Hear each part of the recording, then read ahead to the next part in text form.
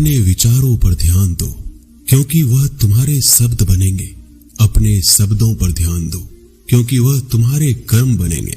अपने कर्मों पर ध्यान दो, क्योंकि वह तुम स्वयं बनोगे। गलती उसी से होती है जो मेहनत से काम करता है। निकम्मों की जिंदगी तो दूसरों की बुराई खोजने में खत्म हो जाती है। इज्जत इंसान की नहीं होती है, जरूरत की होती है। जरूरत खत्म तो इज्जत खत्म। बोलना सीखिए, वरना जिंदगी भर सुनना पड़ेगा। उड़ने में बुराई नहीं है, आप भी उड़े, लेकिन उतना ही जहां से जमीन साफ दिखाई देती हो।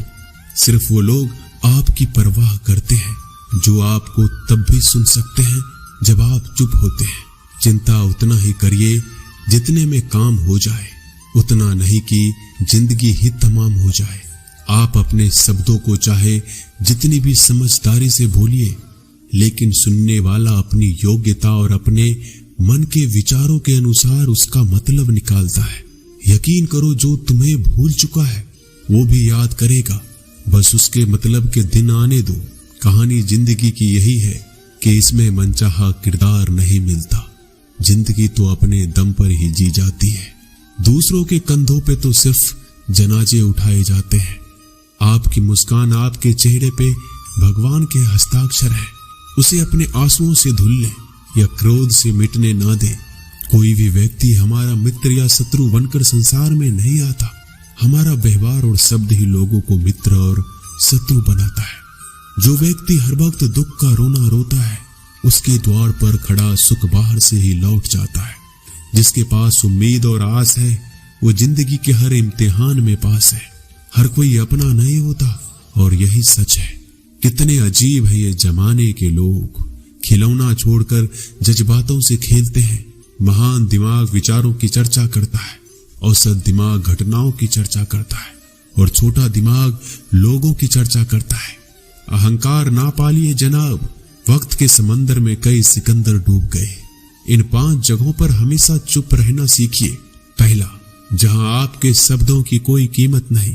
दूसरा, जहां बोलने के बाद आपको पश्चाताप ना करना पड़े। तीसरा, अगर आपके बोलने से किसी का दिल दुखता हो। चौथा, अगर आप गुस्से में हो, क्योंकि इंसान गुस्से में बिना कुछ सोचे समझे कुछ भी बोल देता है। और पांचवा, जहां आपको समझदारी से कोई सुनने वाला ना हो।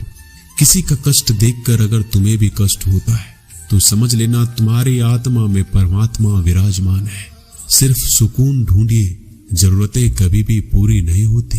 जिंदगी में सारा झगड़ा ख्वाहिशों का है। ना तो किसी को गम चाहिए, ना किसी को कम चाहिए। जिसके इरादे हमेशा साफ होते हैं, कई बार लोग उसी के खिलाफ होते हैं। जो तुमसे तंग आ जाए उसे छोड़ दो, क्योंकि बोझ बन जाने से याद बनना बेहतर है। झूठ की खरीदारी ज्यादा दिन तक नहीं टिकती। सच एक ही सही अंत तक साथ देता है। किसी इंसान के आज को देखकर उसके भविष्य का मजाक मत उड़ाओ, क्योंकि समय में इतनी शक्ति है कि वो कोयले को भी धीरे धीरे हीरे में बदल देता है। समय जब फैसला करता है तो गवाहों की जरूरत नहीं पड़ती। इंसान का काम तमाम करने वाला शब्द है। कल करूंगा, ना तो अधिक बोलना अच्छा है, ना ही जरूरत से ज्यादा चुप रहना। जैसे बहुत अधिक वर्षा होना भी अच्छी बात नहीं है, और बहुत अधिक धूप भी अच्छी नहीं होती। विचार कीजिए, हमारा जन्म हमारी मर्जी से नहीं होता, ना हमारा मरण हमारी मर्जी से होता है। इस जन्म मरण के बीच में होने वाली सारी व्यवस्था हमारी मर्जी से कैसे हो सकती है। जिंदगी में हर मौके का फायदा उठाओ, पर किसी के मजबूरी का नहीं। अगर जिंदगी मौका देती है तो धोखा भी देती है। जिंदगी की सबसे अच्छी दवा है जिम्मेदारी। एक बार पी लीजिए साहब, जिंदगी भर थकने नहीं देगी। जीवन में प्रयास सदैव कीजिए। लक्ष्य मिले या अनुभव, दोनों ही अमूल्य है।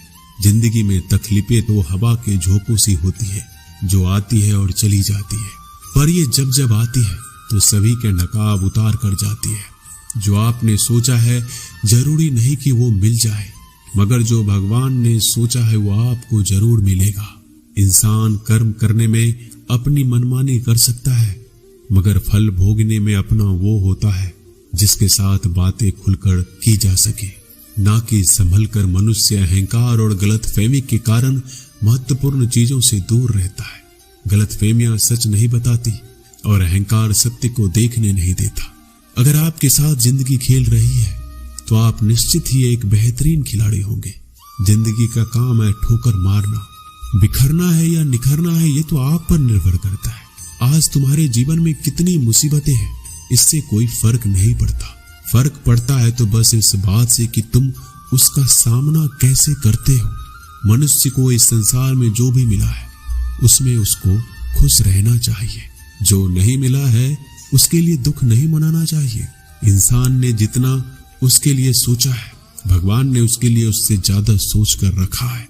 इसलिए कभी भी किसी चीज के बारे में चिंता मत करो। प्रभु श्री राम ने घर में विरोध सहा है, कान्हा ने भी समाज में बहुत सहा है और यह आपके साथ भी होगा। पर अगर इससे आप ऊपर उठोगे तो ही कुछ नाम बनेगा। दूसरों पर निर्भर रहने वाले लोग कभी खुश नहीं रह पाते। इसलिए इस लायक बनिए कि आपकी इच्छाओं का आप स्वयं पूरा कर सके। एक गांव में आग लग गई। आग बढ़ती जा रही थी। गांव वाले अपनी जान बचाने हेतु इधर उधर भाग रहे थे। एक चिड़िया ने इस दृश्य को देखा और अपनी चोंच में पानी भरकर आग बुझाने का प्रयास करने लगा। वो बार बार अपनी चोंच में पानी लाती और आग पर डालती। जब गांव वाले ने चिड़िया को आग पर पानी डालते देखा तो उनमें भी जोश आ गया और बोला, अगर ये चिड़िया प्रयास कर रही है तो हम क्यों नहीं कर सकते। सबने प्रयास किया और आग बुझ गई। ये सब एक कौवा देख रहा था। उसने चिड़िया से कहा कि तेरे पानी डालने से कुछ होना तो था नहीं, फिर ये क्यों कर रही थी। चिड़िया ने कहा, मेरे पानी डालने से कुछ हुआ या नहीं हुआ, लेकिन मुझे गर्व है कि जब इस आग की बात होगी तो मेरी गिनती आग बुझाने वालों में होगी, तेरी तरह तमाशा देखने वालों में नहीं। एक बार एक किसान अपने खेत में काम कर रहा था। खेत में काम करते करते किसान की घड़ी खो गई।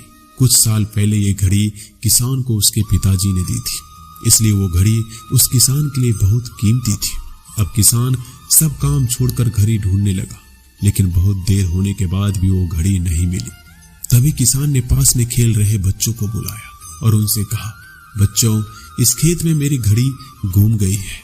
मैं बहुत देर से घड़ी ढूंढ रहा हूँ। तुम में से जो मेरी घड़ी ढूंढने में मदद करेगा, मैं उसे एक इनाम दूंगा। इनाम के उत्साह में सब बच्चे उस घड़ी को ढूंढने में लग गए, लेकिन इतने बड़े खेत में छोटी सी घड़ी ढूंढना बहुत ही मुश्किल काम था। कुछ घंटों बाद सब बच्चे जाने लगे। किसान ने भी अपनी उम्मीद छोड़ दी। वो भी घर जाने की तैयारी कर रहा था। आखिर में एक बच्चा किसान के पास आया और बड़े शान से कहा कि सब बच्चे चले गए, बस मुझे थोड़ी देर और घड़ी ढूंढने दीजिए। किसान ने कहा, ठीक है, मैं कुछ देर बाद आता हूँ, तुम देखो जब तक घड़ी मिलती है या नहीं। किसान जब 20 मिनट बाद आया तब बच्चे के हाथ में घड़ी थी। किसान आश्चर्यचकित हो गया और बच्चे से पूछा, कितना जल्दी तुमको घड़ी कैसे मिल गई। बच्चे ने कहा, सब जा चुके थे। अब इतनी शांति थी कि मैं धीरे धीरे पूरे खेत में घूमकर आवाज सुनने लगा। जैसे ही शांति में मुझे आवाज सुनाई दी, वैसे मुझे पता लग गया कि घड़ी कहाँ पर है। दोस्तों, ये कहानी शांत दिमाग का बहुत ही बढ़िया उदाहरण है। जब हमारा दिमाग शांत होता है, हर बड़ी चिंता खत्म हो जाती है और आसपास का शोर भी खत्म हो जाता है, तो हमारा दिमाग अपने आप काम करता है और हमें सही दिशा दिखाता है। दोस्तों, इस वीडियो में बस इतना ही। जल्दी मिलते हैं हम और भी ज्ञानवर्धक वीडियो के साथ। धन्यवाद।